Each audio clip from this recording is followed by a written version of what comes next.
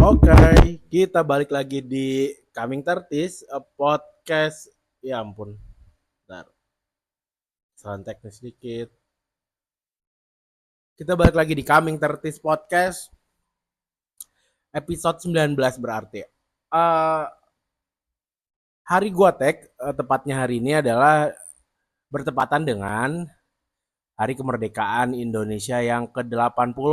Oke, dirgahayu dulu mungkin buat Pak RT, Pak RW, anak-anak Karang Taruna yang hari ini lagi sibuk, hari ini lagi bukan persiapan, hari ini lagi eksekusi untuk berbagai macam activation kayak lomba, terus parade, upacara mungkin. Uh, Selamat bersibuk ria dan semoga nanti yang juara di lomba-lombanya adalah bukan titipan anak Pak RT ataupun Pak RW, karena yang layak menjadi pemenang adalah orang-orang yang benar-benar berjuang dari awal. Anjay, semangat buat yang hari ini ikut lomba masukin paku dalam botol, terus ambil duit dalam bacang kalau dulu tuh gue, sama ambil will lagi, ngambil uang di dalam tepung terigu tuh. Wah itu eh, salah satu lomba yang kalau menurut gue bikin hidung lu jadi berkerak cuy kalau zaman SD dulu. Pas lu udah selesai nih ngambil duitnya, ya recehan waktu itu belum ada recehan 1.000 kayak sekarang yang kecil itu ya, tapi 1.000-nya masih agak gede. eh Gambar ataupun ya art yang ada di dalamnya adalah pohon kelapa. Gue inget banget pinggirannya itu silver dan tengahnya warna keemasan. Gue nggak tahu duit itu persebarannya kayak gimana sekarang, mungkin banyak kolektor yang nyimpan ya kayak gitu katanya kan. Kalau artefak-artefak zaman dulu itu ketika mereka udah berusia sekitar 20-an tahun, harganya bakal naik kayak gitu. Anjir, kalau kayak gitu dulu uang-uang seribuan receh itu gue simpen aja kayak gitu ya. Mungkin harganya udah beda sekarang. Oke, anyway, ntar gue minum dulu aus.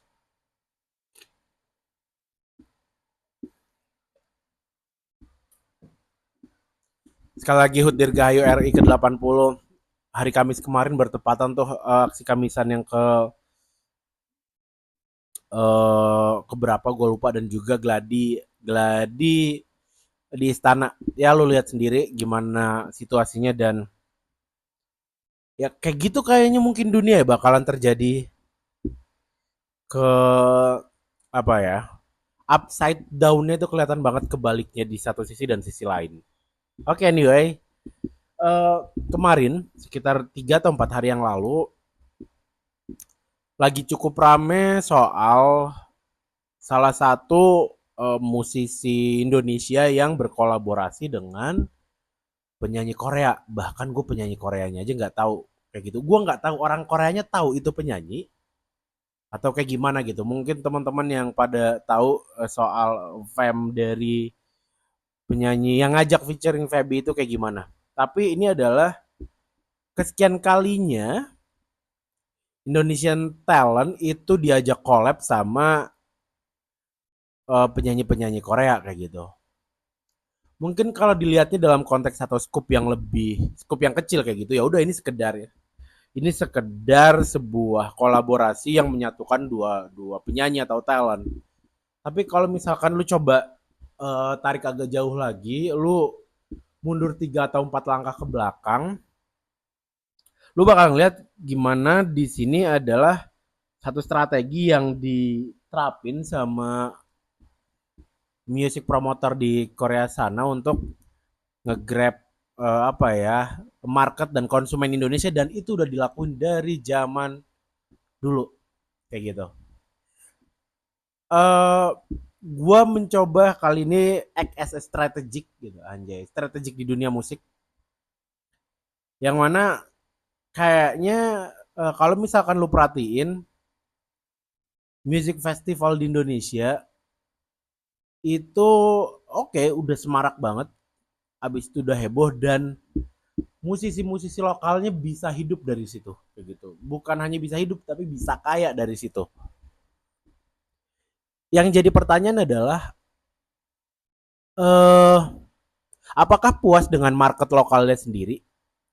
Ketika ya lu lihat tadi Feby Putri itu diajak collab sama Korean talent, habis itu akhirnya eh, apa ya, berdasarkan satu kejadian itu, berdasarkan satu activation itu, eh, pool of Indonesian market ketarik. At least orang yang nggak pernah nonton Korea kayak gitu loh. Orang yang nggak menikmati musik Korea. Misalkan kayak gue nggak menikmati musik Korea kayak gitu. Eh Abis itu karena muncul di TikTok, muncul di sosial media, akhirnya kita ketarik karena di situ ada si Feby Putri. Gua tahu kayak gitu tuh. Dan lagu-lagunya banyak yang viral. Nah, kalau misalkan dilihat di situ, ini adalah satu bentuk apa ya, strategical marketing yang gak konvensional kalau dilihat dari situ kayak gitu. Kenapa? Ya bentuk kolaps ini bukan hanya sekedar menyatukan penyanyi sih kalau menurut gua gitu kan, tapi ini nyatuin dan nge-grab satu konsumen market yang mungkin sebelumnya belum bisa di-grab atau diambil. Karena ada batasan-batasan tertentu mungkin, entah itu bahasa ataupun uh, semacam ya mungkin belum kenal antar promotor musiknya ataupun industri musik scene-nya kayak gitu. Nah, kemarin kita masih ada di dalam konteks musik yang ada di Indonesia, baru banget Pesta Pora bikin acara di Malaysia kayak gitu. Latihan Pesta Pora Malaysia. Ya ini satu move yang menurut gua bagus dalam arti oke, okay, kita tahu bagaimana kedekatan Indonesia sama Malaysia dari sisi culture, habit, persona karakter orang-orangnya sampai taste. Nah, eh kita udah tahu gimana kurang lebih 20-an tahun terakhir, 25 sampai 30-an tahun terakhir itu Malaysia benar-benar mirroring dari sisi pop culture ke Indonesia kayak gitu, mulai dari musik, terus film, subculture dan sebagainya. Ya, mereka mirroring total kayak gitu. Nah, gue aslinya udah pernah ngomongin ini sama temen kosan gue waktu itu. 5 tahun lalu lah atau 6 tahun lalu, di mana bisa kita lihat 2019 kan era digital platform itu lagi dalam masa peak performnya kalau gue lihat. YouTube udah dari 2000-an 8, 15, 16, 17 itu mulai makin kenceng dan 19 itu peaknya. Spotify, music platform itu lagi peak-peaknya, kelihatan peaknya itu dari mana, bagaimana akhirnya banyak podcaster yang muncul di Spotify habis itu di hijack sama mereka. Yang ketiga, pergeseran total seluruh elemen musik yang ada di dunia akhirnya memanfaatkan platform Spotify sebagai satu parameter untuk melihat kesuksesan market mereka kayak gitu. Sekarang ukurannya oke, okay, chart masih ada tapi ukurannya bukan chart lagi cuy, makin seru. Tapi di mana di monthly listener dan listener per lagu lo. Dan itu semuanya disediain di Spotify, itu visible ke uh, semua usernya kayak gitu. User lu sebagai musisinya, habis itu gue sebagai pendengar misalkan.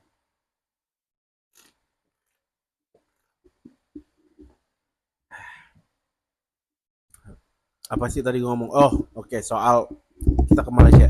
Itu satu movie yang bagus gitu. 5 tahun lalu gue bilang, kayaknya emang udah harus bikin acara di Malaysia tapi bukan parsial lagi kayak gitu, bukan satu-satu musisi lagi. Oke, musisi jalan tour masing-masing itu nggak apa-apa, tapi ada satu move, satu ekosistem ya, satu move yang gelombangnya besar habis itu masuk ke sana untuk nancepin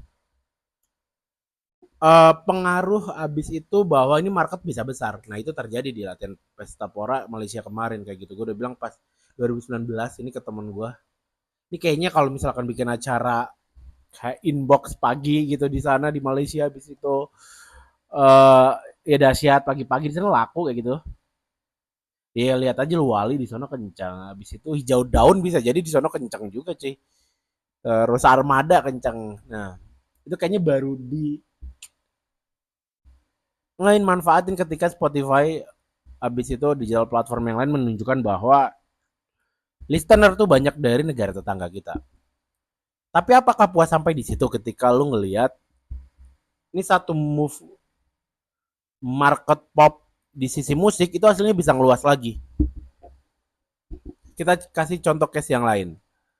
Uh, Gimana akhirnya Christian Bautista di tahun 2000-an sebagai pemenang Filipina Idol itu masuk ke Indonesia. Masuknya Christian Bautista ke Indonesia di tahun 2000-an itu nggak hanya nganterin dia sebagai penyanyi Filipin yang cukup dikenal waktu itu di tahun 2000-an di sini.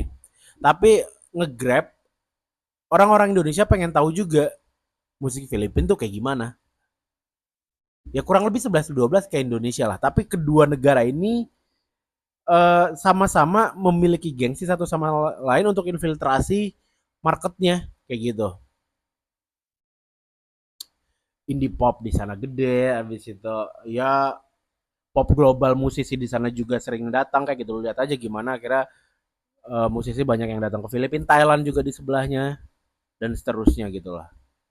Terus setelah siapa Christian Bautista 2000 tuh ada siapa lagi anjir gue kalau nyebutin idol idol zaman dulu tuh jadi keinget talent-talent dan sosok-sosoknya kayak gitu loh ya. Tadi Christian Bautista, Clay Aiken, aja itu juara duanya tuh dari American Idol tahun berapa ya gue? Kelly Clarkson tuh American Idol juga kalau nggak salah deh. Terus siapa lagi American Idol yang gue inget Clay Aiken? Oh ini anjir David Archuleta, anjir David Archuleta tuh American Idol juga tuh. Berarti itu seangkatan. Kalau dia David Archuleta tuh lebih ke si siapa? Lebih ke kalau di Indonesia Judika tuh angkatannya di gitu. Tapi kalau Clay Aiken tuh era Mike Mohede sama Delon. Sama Joy ya? Satu angkatan gak sih mereka? Gue lupa lah. Di satu angkatan kayaknya. Anyway, uh, ini harusnya yang dilihat sama stakeholder terkait aja udah kayak meeting ini, udah kayak meeting plat merah, habis itu di mejanya ada banyak banget snack, lu gimana mau ngobrolin hal serius habis itu progres kalau di meja lu ada makanan banyak lu bisa makan jadinya nggak meeting anjir ya gitu lah. uh, Filipina Thailand habis itu Singapura ini aslinya market yang potensial banget untuk dimasukin sama musisi-musisi Indonesia. Tapi strateginya jangan disamain kayak ketika lu ngedorong atau encourage beberapa talented musisi yang hadir ke Malaysia kayak gitu. Seleranya beda kayak gitu. Kenapa yang paling obvious banget marketnya itu tipikal adalah Malaysia karena mereka serumpun satu culture. Tapi kalau lu agak geser ke Thailand walaupun disebutnya negara tetangga juga atau ASEAN, mereka beda culture Thailand sama Filipina. Thailand Filipina ini apa ya bisa dibilang?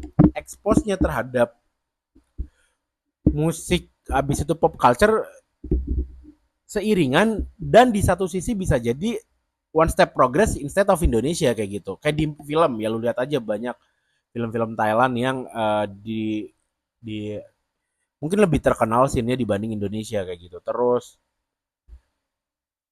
Filipin ya tadi yang gue bilang pop musisi itu banyak banget datang ke sana dan enjoy terus. Anyway lanjut lagi adalah itu gimana strategi minimal ASEAN ini bisa ke grab dulu Indonesia as a top leading market kayak gitu. E-commerce lu gak bisa ngelawan Singapura udah number one di ASEAN ya kan lewat Shopee dan turunannya lah kayak gitu. Terus apalagi ya? Ya tech platform kayak gitu Indonesia mungkin nomor 3 atau keempat kayak gitu lah. Tiga lah bisa jadi pertama itu maksud gue as outernya lah ya, as a developer gitu, kreator. Ya pertama Singapura, habis itu Vietnam, baru Indonesia, tiga Thailand maybe, then Malaysia. Wow, empat bener Indonesia, tiganya Malaysia gitu. Nah, kita bisa masuk lewat pop culture. Kasih deh musisi-musisi yang bisa dibilang satu taste sama karakteristik marketnya orang Filipina. Misalkan apa? Kemarin kalau nggak salah Niki baru tampil tuh di Filipina dan itu rame banget cuy. Kalau kayak gitu kan berarti udah kelihatan ya marketnya Filipina tuh kayak gimana. Karena mereka bisa dibilang eh mother tongue-nya juga adalah bahasa Inggris. Ya kasih aja genre-genre yang indie rock, indie pop, yang di sana banyak juga kayak gitu. Reality Club kayak udah kesana dan itu dapat respon positif. Pamungkas juga udah kesana dan tapi itu semua dilakuin gerakannya secara parsial gitu. Masing-masing musisi aja dan stakeholder yang terkait itu nggak ngeh kalau ini adalah satu potensial market yang bisa ditembus ataupun dibocorin lah gitu, bisa masuk tuh situ promotor-promotor tuh, nih gue kasih ini loh lo, apa, roadmap, anjay, kasih roadmap sama sedikit overview bagaimana market Asia Tenggara loh, buat siapa nih, Ucup, siapa lagi, promotor Sound Project kayak gitu. Sound Project bisa mungkin kedepannya 2 atau 3 tahun ke depan bisa ke Filipina, tapi lu harus tampilin musisi-musisi yang satu tes dulu sama sama orang-orang Filipina kayak gitu. Tadi yang Relati Club, Niki, bisa apa, Koldiak mungkin bisa masuk ke sana. Habis itu siapa lagi? Ya yang di rock Indonesia lah. Moka mungkin kayak cocok di pendengar orang Filipina. Kasih satu gerakan yang mungkin nggak masif tapi terstruktur kayak gitu. 1 bulan sekali atau 1 bulan 2 kali bi-weekly gitu lah. Musisi Indonesia tampil di sana, habis itu kerja sama sama eh ekosistem lokalnya kayak gitu. Set 2 bulan, 3 bulan, 4 bulan, berarti kan di situ frekuensinya makin banyak dan makin banyak lagi musisi yang dikenal di sana gitu kan. Promosiin lagunya, promosiin sebagainya, dan bisa jadi marketnya bakalan sebesar eh, bagaimana orang Malaysia menikmati musik Indonesia kayak gitu ya enggak. Ini kelihatan gimana. Oh ya, ini hal ini tuh kelihatan bagaimana ketidaksuksesan, bukan ketidaksuksesan ya. Ketika lu melakukan gerakan secara parsial, apalagi masuk ke dalam satu ekosistem yang besar, itu goncangannya tuh nggak terlalu banyak eh, di satu ekosistemnya itu sendiri gitu loh ya. Nggak bisa nge-grab satu market yang banyak. Subsonic A, band Singapura. Oke, di Singapura banyak juga band semacam Subsonic Ace ini ya, apa ya, gue secara genrenya juga nggak bisa ngedefine banget sih, tapi kurang lebihnya yang gue dengar ya di situ ada dream popnya tapi ada sugesnya, ya macem-macem lah kayak gitu. Singapura banyak band tapi marketnya nggak gede, indie popnya.